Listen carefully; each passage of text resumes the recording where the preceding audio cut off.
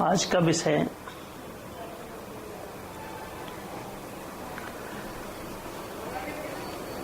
राष्ट्रीय स्वतंत्रता है।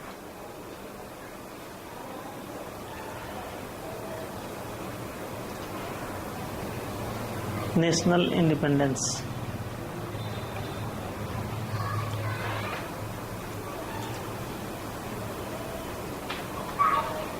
कोई भी राष्ट्र स्वतंत्र है अथवा परतंत्र है।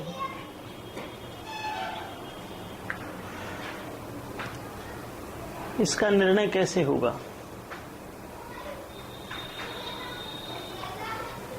परतंत्र राष्ट्र भी अपने को स्वतंत्र माने बैठा रह सकता है। जैसा मुझे किसी समाचार पत्र में मैंने पढ़ा कहीं कि गांधी जी से किसी ने पूछा कि आपको आज़ादी में इतना समय क्यों लगा? तो उन्होंने कहा कि 40 वर्ष तो मुझे पूरे भारत में भ्रमण करते हुए यह बताना पड़ा कि तुम गुलाम हो, तुम्हारा राष्ट्र गुलाम है।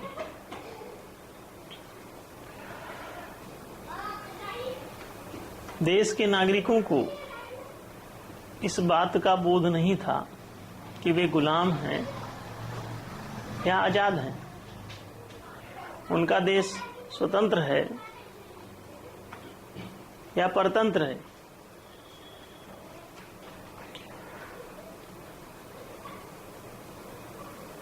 पूरा देश ये माने बैठा था कि वो तो स्वतंत्र ही है, अथवा स्वतंत्रता और परतंत्रता की परिभाषा भी नहीं ज्ञात थी। ऐसी स्थिति में कोई राष्ट्र स्वतंत्र है या परतंत्र है, इसका ज्ञान कैसे होगा? इसकी जानकारी कैसे होगी? मित्रों, वास्तव में किसी भी चीज को जानने के लिए, पहचानने के लिए उसके लक्षणों का होना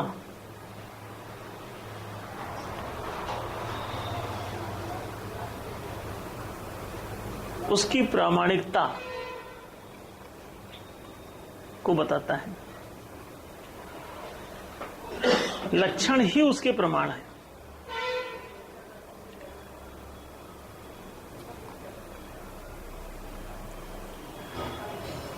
कोई चीज फूल है कि पत्थर है, ये उसके लक्षणों से ज्ञात होता है। फूल है कोमल होगा, पत्थर है कठोर होगा, एक छोटा सा लक्षण हुआ। इससे क्या पता चला कि किसी भी वस्तु को जानने, समझने, पहचानने के लिए उसके लक्षणों का ही अध्ययन किया जाता है, उसके लक्षणों को ही देखा जाता है। अगर उसके लक्षण स्वतंत्रता के सिद्ध हुए तो राष्ट्र स्वतंत्र है। अगर उसके लक्षण परतंत्रता के सिद्ध हुए तो राष्ट्र परतंत्र है। वैसे ही कोई घोषित कर दे कि हमारा राष्ट्र स्वतंत्र हो गया, लेकिन उसके लक्षण स्वतंत्रता के जो हैं वो उसमें दिखाई नहीं देते हैं, तो बात साफ हो गई कि वो राष्ट्र स्वतंत्र नहीं है।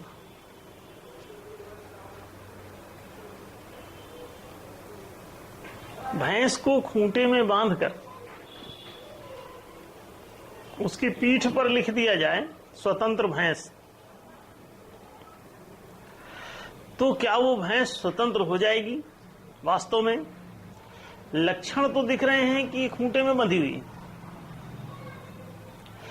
लेकिन उसके ऊपर लेख लिखा हुआ है कि ये स्वतंत्र है। तो लक्षणों से वक्तव्यों का जब तालमेल नहीं मिलता तो ये माना जाता है कि वस्तु स्थिति कुछ और है, लक्षण कुछ और हैं, वक्तव्य कुछ और हैं।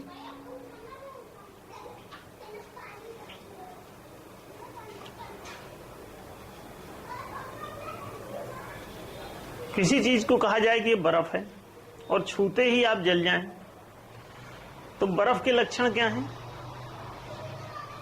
शीतलता। लेकिन ये उष्णता ने क्या संकेत किया कि फिर ये बर्फ नहीं है। लक्षणों को जान करके ही आप किसी वस्तु के बारे में कोई विचार तय कर सकते हैं कि ये ऐसा है या वैसा है, फूल है या पत्थर है, आजाद है या गुलाम है, स्वतंत्र है या परतंत्र है। इसका बोध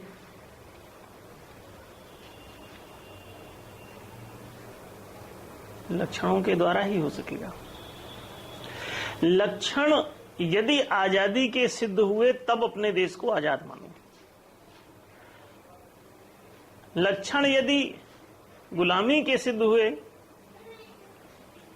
तो देश को गुलाम मानो।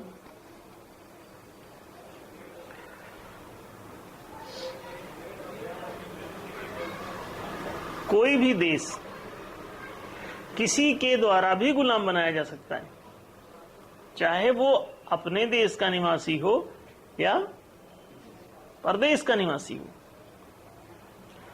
चाहे अपने देश की सरकार हो चाहे परदेश की सरकार हो। इसे ठीक से समझ लें। स्वतंत्रता और परतंत्रता का संबंध अपने या पराये से नहीं होता,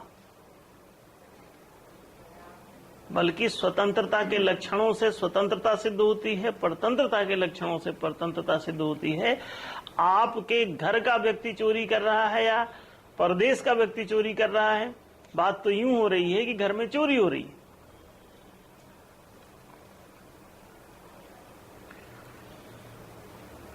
तो चोरी किसने की, इससे क्या फर्क पड़ा? इसी तरह से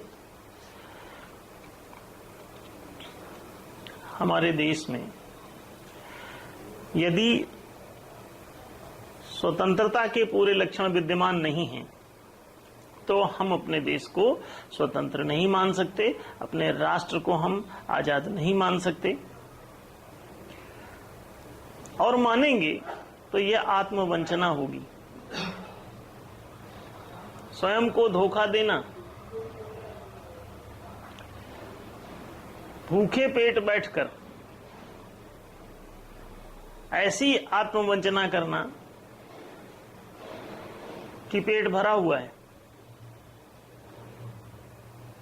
क्या भूख से उत्पन्न होने वाली हानियों से बचा जा सकेगा? संभव नहीं है। बात स्पष्ट है कि जो चीज जैसी होगी वो वैसी ही रहेगी। हमारे वक्तव्यों का किसी के पोस्टरों का, पंपलेटों का कोई प्रभाव नहीं रह जाएगा।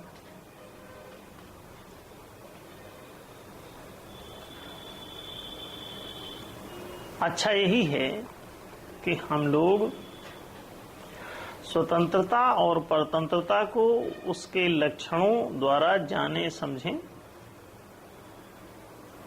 और तब एक सही परिभाषा तक पहुंचे।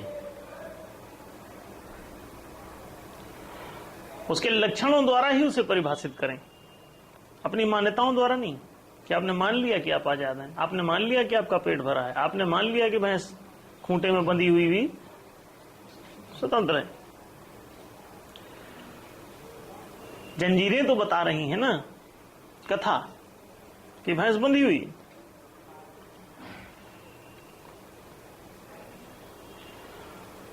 स्पष्ट है कि लक्षणों का बोध आवश्यक है, लेकिन परेशानी ये होती है कि लोगों को किसी चीज के लक्षणों का ही जब कोई बोध नहीं है तो वो उन लक्षणों के द्वारा किसी वस्तु की स्थिति का अनुमान कैसे करेगा। इसलिए मैं सबसे पहले आपको किसी राष्ट्र की स्वतंत्रता के लक्षण बताऊं, और ये आप सब भी मान जाएंगे।